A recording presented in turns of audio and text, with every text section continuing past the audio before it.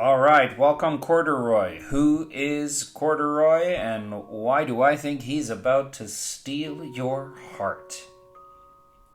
It's the most wonderful time of the year.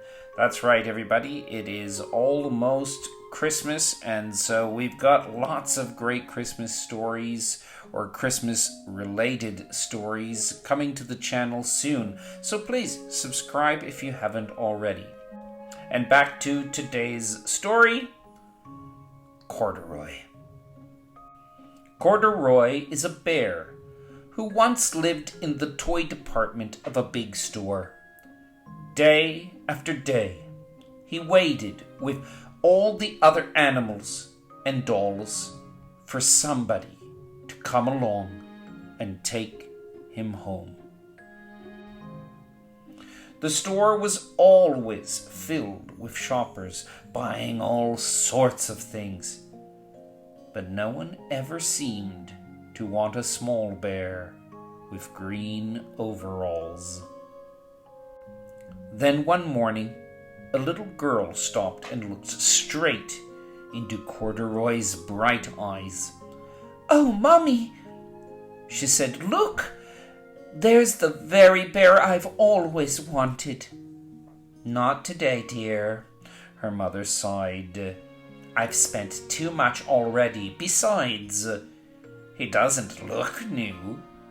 He's lost the button to one of his shoulder straps."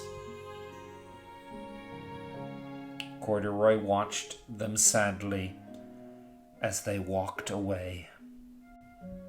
"I didn't know I'd lost a button," he said to himself. "Tonight, I'll go and see if I can find it."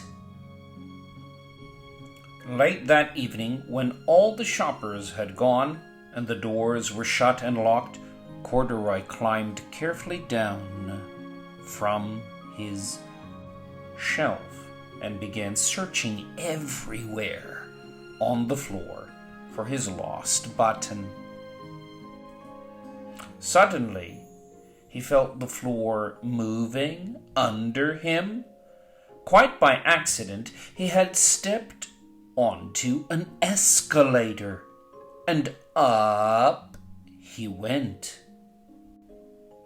Could this be a mountain? He wondered. I think I've always wanted to climb a mountain. He stepped off the escalator as it reached the next floor, and there, before his eyes, was a most amazing sight. Tables and chairs, and lamps and sofas, and rows of beds. "This must be a palace," Corduroy gasped. "I guess I've always wanted to live in a palace." He wandered around admiring the furniture. "This must be a bed," he said. "I've always wanted to sleep in a bed." And up he crawled onto a large, thick mattress. All at once he saw something small and round. "Why, here's my button!" he cried. And he tried to pick it up, but like all the other buttons on the mattress, it was tied down tight. He yanked and pulled with both paws until pop! Off came the button, and off the mattress Corduroy toppled. Bang! Into a tall floor lamp. Over it fell with a crash. Corduroy didn't know it, but there was someone else awake in the store. The night watchman was doing his rounds on the floor above when he heard the crash. He came dashing down the escalator. "Now, "Who in the world did that?" he exclaimed. "Somebody must be hiding around here." He flashed his light under and over sofas and beds until he came to the biggest bed of all, and there he saw two fuzzy brown ears sticking up from under the cover. "Hello," he said. "How did you get upstairs?" The watchman tucked Corduroy under his arm and carried him down the escalator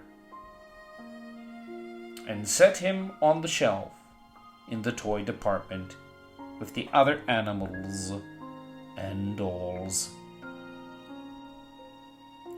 Corduroy was just waking up when the first customer came into the store in the morning, and there, looking at him with a wide, warm smile, was the same little girl he'd seen only the day before.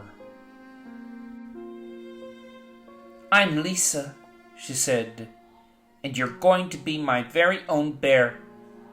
Last night I counted what I've saved in my piggy bank, and my mother said I could bring you home." "Shall I put him in a box for you?" the saleslady asked. "Oh, no, thank you," Lisa answered, and she carried Corduroy home in her arms.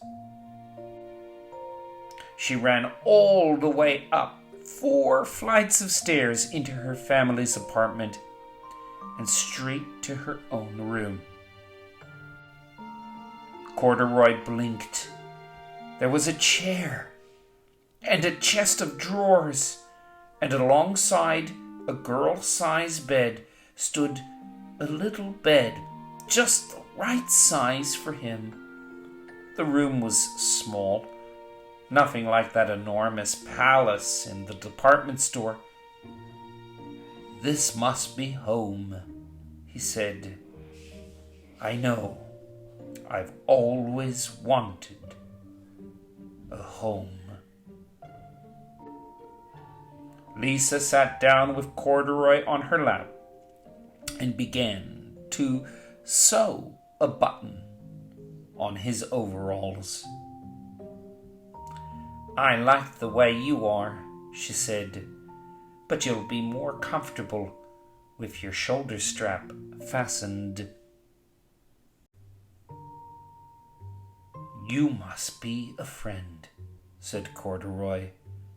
"I've always wanted a friend."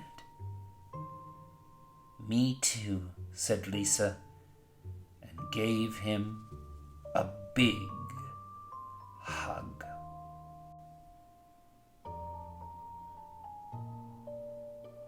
Okay, so that is Corduroy.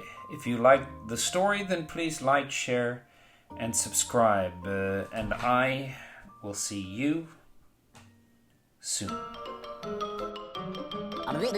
That's all, folks.